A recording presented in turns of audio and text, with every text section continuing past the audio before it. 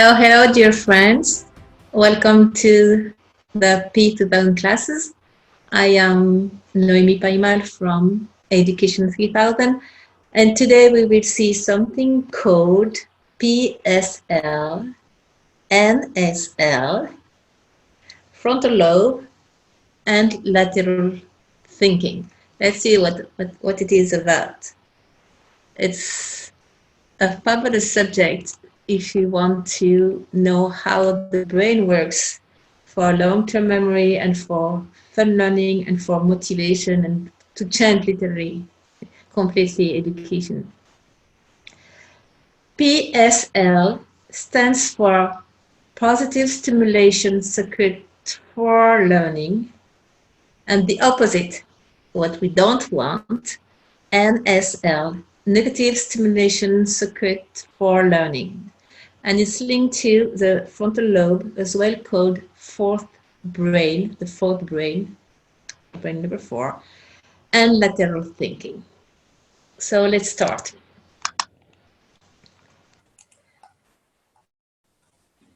The whole story is like that. It's about the process from the information to the back of the brain all the way up to the front lobe. And it works like that. If the information is multisensorial, motivating, which is awakens the desire for an achievement, and it's creative. So the brain will perceive that the situation is of low stress and no risk. So the amygdala is the amygdala behind. I'm not talking about the one of the throat, the tonsils. And the reticular activity system, which is called RAS, is not around, which is the back of the brain, the reptilian part.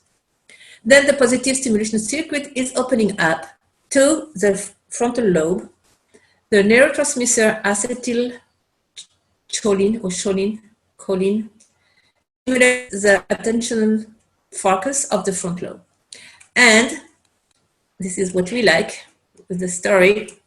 The neurotransmitter is called dopamine is released, and this is a pleasant experience, and it's self-rewarding. It allows a long-term memory, altruism, and creativity. So I made, it's easier sometimes to see a drawing. This is a drawing of the positive stimulation circuit for learning, PSL. So this is our brain.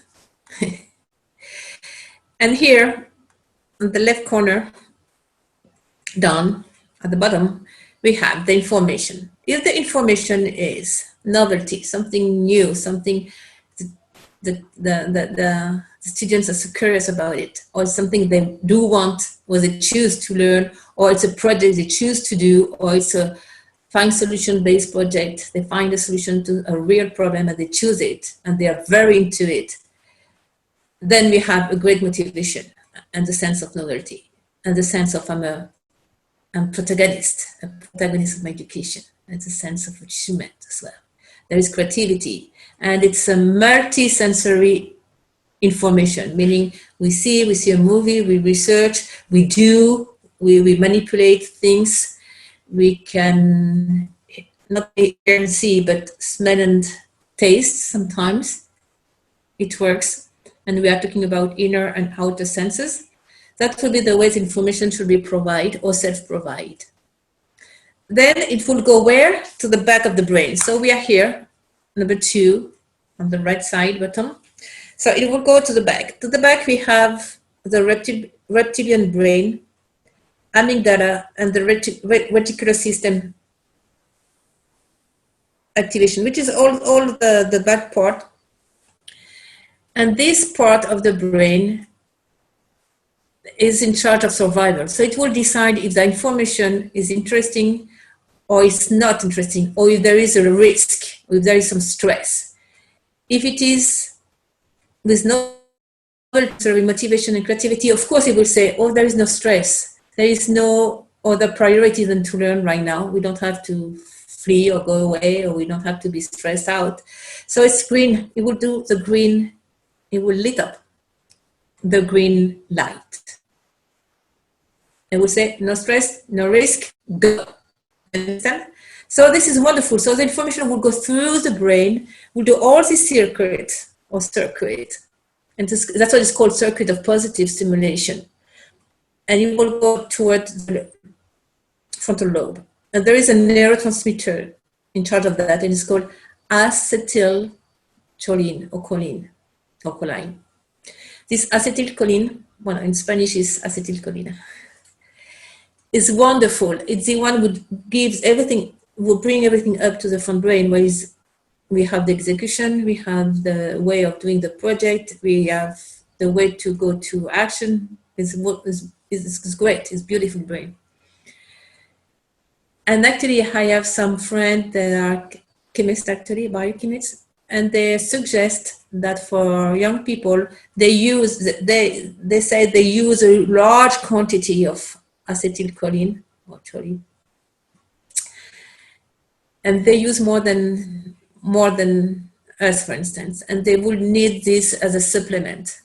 That's if you find this acetylcholine as a supplement and a vitamins or the complex of vitamins, and they have those complex with everything. It can be good because they use a large quantity, especially the one a lot with the computer or doing a lot of creative activities. That's something she said she noticed much better focus with those kids. Anyway, it will go where? To the front lobe. And it will release this wonderful neurotransmitter called dopamine. And I love this neurotransmitter because it's a neurotransmitter of, it's pleasant, it's satisfaction. Oh, we have a goal, we did it. And you have more dopamine if, actually I will do another video on that. If it's done in a teamwork really is more dopamine even. It's pleasant, it's deep learning, and it's self-rewarding. And when I say self-rewarding, bingo, then there is no necessity of a fake motivation or to be the first one or to learn for the exam or to have a candy or to have a reward, an artificial reward. The self-rewarding is pure dignity, is consciousness, is when the human being realizes something and knows something, and it's pure, like, wow, emotion, consciousness, wisdom. It's like it makes you grow at all levels. And that's the beauty of the real education. See, it has to do with consciousness. And it works by itself. You got the satisfaction. You get this, oh my God, I found it. This is amazing. Look, I found this and I made this project and it's working. Wow. This is exactly what we want. So this is called the positive stimulation circuit for learning. Now, the opposite. Exactly what we don't have to do. Again, the information down here, bottom left.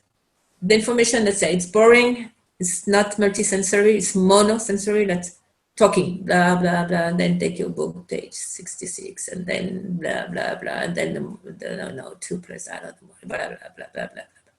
Yeah, you know them. Yeah, that's it. It's not multisensory. You understand? Yeah. No motivation, no excitement, and a lot of repetition, and we see the same and the same over and over. So when this kind of, let's say, boring information or monotonous information arrive, first, remember where? Here, in the back of the brain. This is amygdala and the activation of the reticular system. It's called SAR. And it's activated. And it say, boring, danger, stress. And they will lit up a red light. I will say, no. This situation is not correct. There is some stress, and they start to really stress, actually, and then physically to contract the calves, because that's the muscle to go away, to flee, the shoulders, the back, the neck, even the jaw. And then it's blocked. And the information can go further. This part of the brain is saying no way. Then it's very sad because then the positive circuit is not activated. So to go to the front lobe, the circuit to go to the front lobe is inhibited. And instead of having the wonderful acetylcholine or choline, I don't know how to say it, transmitter, we have the worst one. We have adrenaline and noradrenaline. That is a stress neurotransmitters. It's released and it cuts the circuit. And then no dopamine, no self-reward, no intrinsic satisfaction. Bro, everything is falling down. So you have to again motivate with a fake motivation. Oh, be the first one of the class, have the exam, have a reward, or be punished. And this is exactly what we don't want. And this is called the negative stimulation circuit for learning. So it would go like that. This is a summary. So a negative stimulation for learning circuit, that's what we used to do before the old education. The children have to be still, remember? And this is not pedagogical. It doesn't help with the positive stimulation circuit. And it doesn't help with the process, with long-term memory, the process of learning, a complete, holistic process of learning. The information is irrelevant for them, let's say. It is repetitive. We look for a short-term memory, just remember as quick as you can, just spit it for the exam, and that's all. Then the learning process has no intrinsic reward, no self-reward. It's not pleasant, so you don't want to do it again. You don't want to go on with the learning process. You want to create. No joy, no fun, it's not ludic, and it's monosensorial, meaning one sense. Usually it's blah, blah, blah, blah, blah. Sometimes two, but it's very, very poor. So the opposite, what we need is a lot of movement. And I will do another video on that. It's confirmed by science. Movement is really helping with the learning process. Movement and doing and building and do and move. Personal interest, you have the highest motivation. Novelty, something new. The sense of achievement. We do a project, we finish something, we have a find solution-based learning project, and all together we find solution and we do something useful. This is wonderful. We have the intrinsic reward, the self-reward. We have the sense of humor, it's pleasant, it's playful, and it's multisensory. So that's exactly what we are up to. I recommend 2 books. It's in English. You can find it on the website education with 3000.info. One is the Children of Today and Tomorrow, and that's a scientific approach on all the characteristics of the children and what kind of education they do need. And the other book is called The Education of the Future Now, and it's as well in the same website, education3000.info. So it will be great because it will give more information about this amazing subject and how to build up this new education we need so much.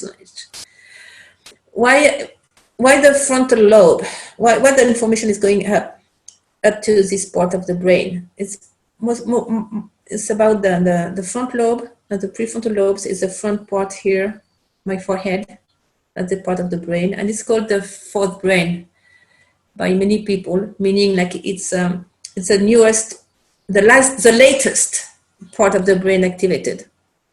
And it seems that many children and young people, they have it, even though they say this part of the brain is activated past 20 years old. I don't see that with the children of today, at least in our research and with young people. On the contrary, and it works like that. Let's say this is tomography.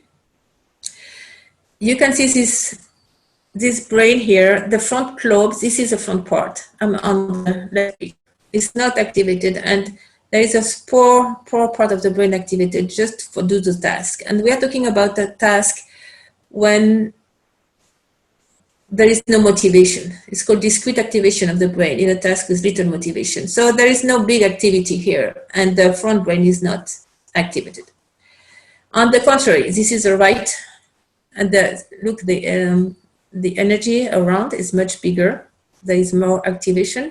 The front lobe is activated, and a good part of the brain is activated too to complete with the task. And this is activation of the brain and the front lobe with sometimes the same task actually. but with a very high motivation. And this comes from you, not a fake motivation. And this is extraordinary because this is what we want. We want the activation of the part of the brain. The front brain is about execution. It's when you have an idea, but you can do it. You can accomplish with your idea. It's like, it's very linked to your vocation. Sometimes it's called mission as well. It's very humanitarian. It's not afraid to do. It's a brain that can really do the project, see the tactics to get what you want and do it. And it's very empathic as well. And we'll see why a little bit with the next slide. How we activate this part is very simple. A lot of motivation, laughter. It's proved scientifically that when you laughing, you really activate the front lobe. And this was done with many research in the States, and they figure out like people with great sense of humor, they have this part activated, the front lobe. And to do humanitarian service. When you help others and you do something with altruism, you do something for free, or you help, or you do some kind of service, this part is activated too. So that gives us some hints for the new innovation, laughter project, and humanitarian service.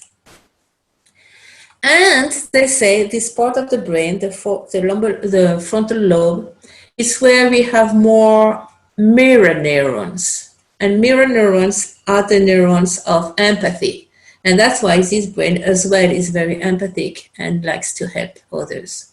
It's linked with the mirror neurons. And finally, lateral thinking, the ability to find many solutions, A, B, C, D, and exactly what we want. Not only critical thinking, because we criticize and we see it's not right and so what. What we want and we look for is an find solution. We want any solution, and we figure out all the consequences of the project, of an idea. We see the multifaceted word, multifaceted solution. And this is wonderful. And this is something that the kids and the children, they already have this wired. I mean, they already have this lateral thinking. And what we want with education, when we do hope that they will thrive and use more this lateral thinking and let them do, and they have all this creativity as well.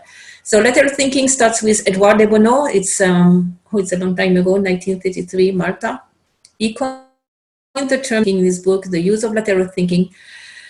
67, lateral thinking in 70, and then he developed the concept of 6 thinking hats, 85. It's quite a long time ago, but it's still very accurate and very, very good and very necessary in the education system.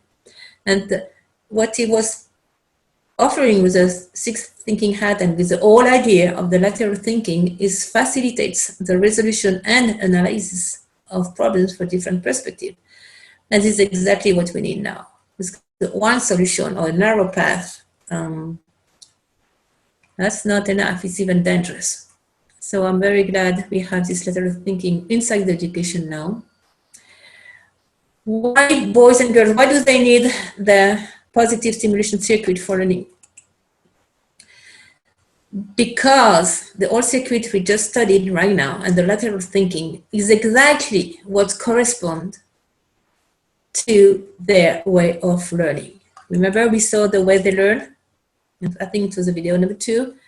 The metabolism, their metabolism is much faster. They have hyper, means all the senses are more developed.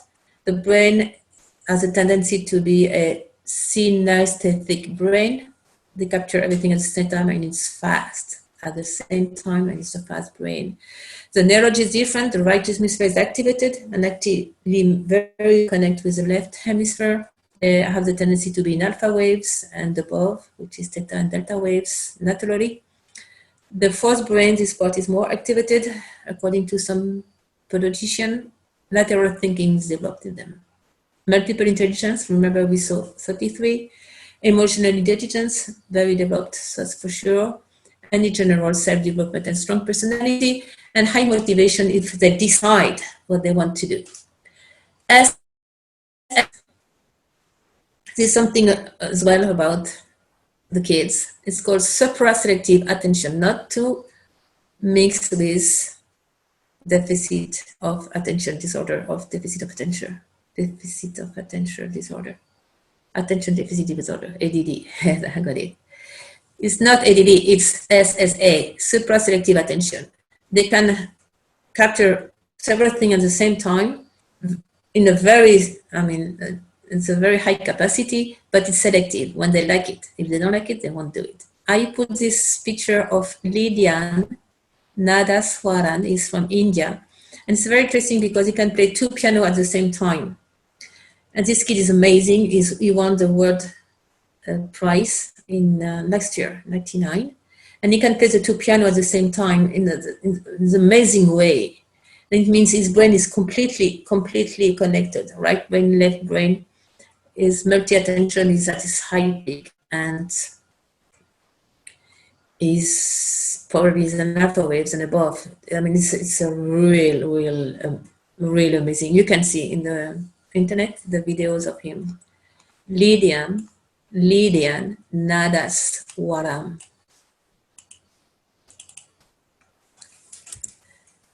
Well, how do they learn? What we can already put in our basket of tools, pedagogical tools, multiple way, multiple approach, multiple intelligences, multiple task, multiple attention, emotional, to take care of the emotional issues, a lot of motivation, let them decide what they want to do and let them do their great project, and you will be surprised. We are so surprised. A lot of movement, for sure, a lot of activities with the body, physical activities and project, and physical sport. At least one a day, with a liter. Technology, of course, doing, to do, traveling, nature, art, exploring. And much love. Thank you so much. That's all for today. And let's do it. Let's go on with our research, with our not only ideas, is to be in the field, to do it every day with oneself, with our children, with our students, and to co-create a wonderful education for us, for the kids, for those to come, and for the new society. Thank you. Take care.